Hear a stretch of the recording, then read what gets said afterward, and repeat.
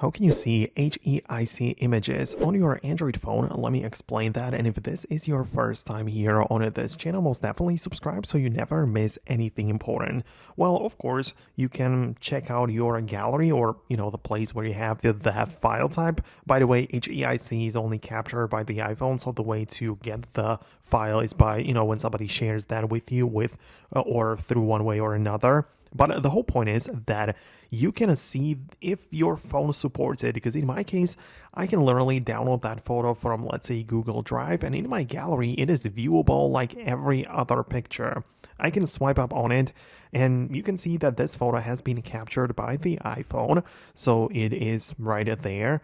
The HEIC or HEIF extension is right there, and it is normally viewable with my Android phone, so it is likely that it's going to work on your device. But if not, you can always convert it to different file type. For example, you can convert it to JPEG or PNG, and the point is that you will then work with a different file type which works in all other areas. And the way to convert it is either through an application. I like to use an app which I downloaded from the Play Store.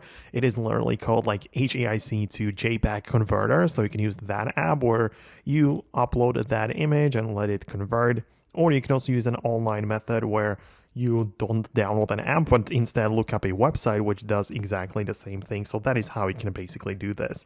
Of course, it would make sense to just work with the files that are generally supported on your device. So for the future reference, even on the iPhones, you can switch the format to not capture the images in the HEIC, but instead capture it in the JPEG. So that is my guide to it. Let me know what you think below. Most definitely subscribe for the upcoming tutorials and videos like this one, and I'll talk to you later.